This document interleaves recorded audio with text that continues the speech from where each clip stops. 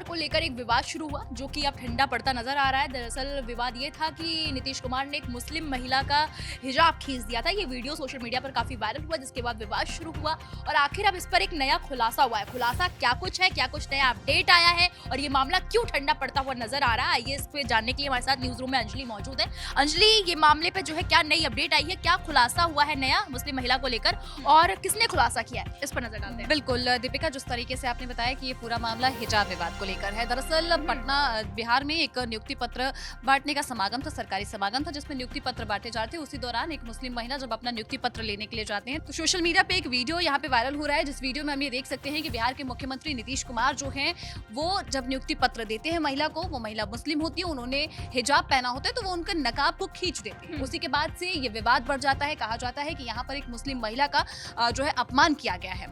अब इस अपमान की वीडियो जो है लगातार वायरल होती है, न सिर्फ बिहार में बल्कि पूरे देश में विवाद बढ़ता है। अपनी अपनी प्रतिक्रियाएं राजनीतिक सामाजिक हर लोग देते हैं, लेकिन इसके बाद से जो विवाद बढ़ता है वो ये कि जो नियुक्ति पत्र वो लेने गई थी मुस्लिम महिला, जिनका नाम नुसरत परवीन है, डॉक्टर नुसरत परवीन उनका पूरा नाम है, कहा जाता है कि वो अपने अपमान के बदले में अब उस नौकरी को वो ठुकरा रही है। ये सोशल मीडिया पे काफी चर्चाएं चलने लगी और उनकी तारीफ भी होने लग गई इस चीज को लेकर। लेकिन यहाँ पर अब ये मामला पूरी तरीके से शांत हो गया है दीपिका। ये कहा जा रहा है कि अब वो नौकरी जो ठुकराने की जो अफवाहें चल रही थी वो पूरी तरीके से अफवाह है, उसमें सच्चाई बिल्कुल भी नहीं है।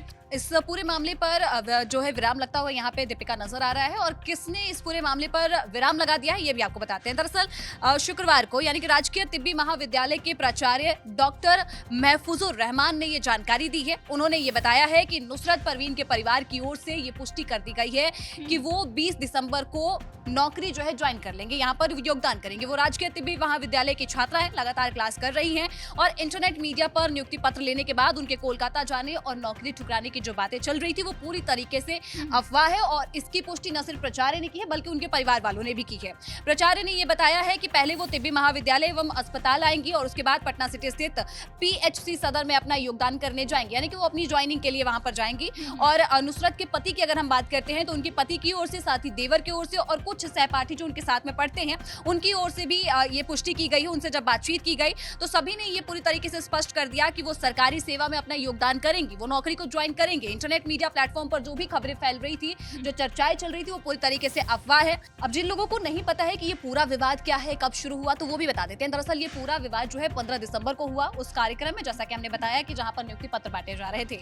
इस विवाद के बाद से कई मुस्लिम समाज के लोगों की ओर से और साथ ही कई राजनीतिक दलों की ओर से नीतीश कुमार के ऊपर एफआईआर दर्ज करने की मांग कर दी गई। यहां तक कि हाल ही में हमने देखा कि ये मामला इतना ज्यादा तूल पकड़ लिया था कि नीतीश कुमार को सिक्योरिटी तक प्रदान कर दी गई थी दीपिका।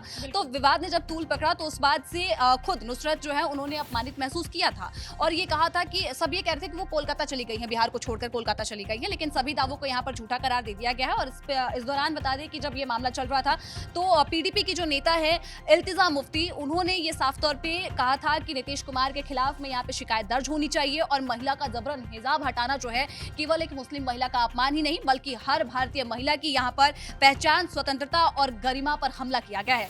वहीं आपको ये भी बता दें कि पूरे मामले में मुख्यमंत्री नीतीश कुमार को पाकिस्तान से भी धमकी मिलने की जो यहाँ पर खबरें हैं वो सामने आ गई थी। धमकी नहीं, दरअसल उन्होंने ये साफ तौर पे कह दिया था, पाकिस्तान की ओर से ये बोला गया था कि यहाँ पर एक समुदाय को टारगेट किया गया था। पाकिस्तान की ओर से कहा गया था कि मुस्लिम महिलाओं को यहाँ पर सुरक्षा नहीं दी जाती है या फिर उनकी हकों की बात यहाँ हिंदुस्तान में नहीं की जाती। इस तरीके के जो बयान है वो पाकिस्तान की ओर से भी सामने आए थे। हालांकि अब इस पूरे मामले पर दीपिका यहाँ पर विराम लग चुका है और कह दिया गया है कि वो अपनी नौकरी ज्वाइन करेंगी।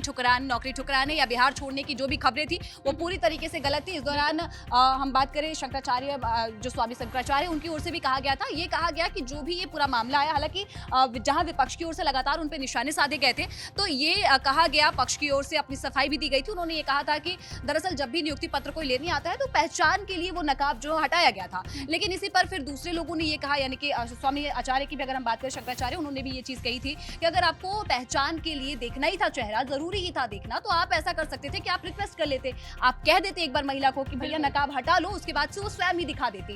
एक तरीका होता है किसी भी चीज का, लेकिन इन्हीं सब चीजों को लेकर ये विवाद बढ़ा था। लेकिन खैर, फिलहाल जिस जानकारी की हम बात कर रहे थे कि खुलासा हुआ है, ये खुलासा यही है कि उनके परिवार की ओर से भी, साथ ही विश्वविद्यालय के जो प्राचार्य हैं उनकी ओर से भी ये कह दिया गया है कि वो नौकरी को ज्वाइन कर रही हैं और आज से ही वो नौकरी को ज्वाइन कर रही हैं। बिल्कुल, और सफाई आ गई है जिसकी वजह से ये जो विवाद इतना उबाल मारता हुआ नजर आ रहा था, ठंडा पड़ता हुआ दिखाई दे रहा है। अब इस पर आपकी क्या राय है, हमें कमेंट बॉक्स में जाकर जरूर बताइए।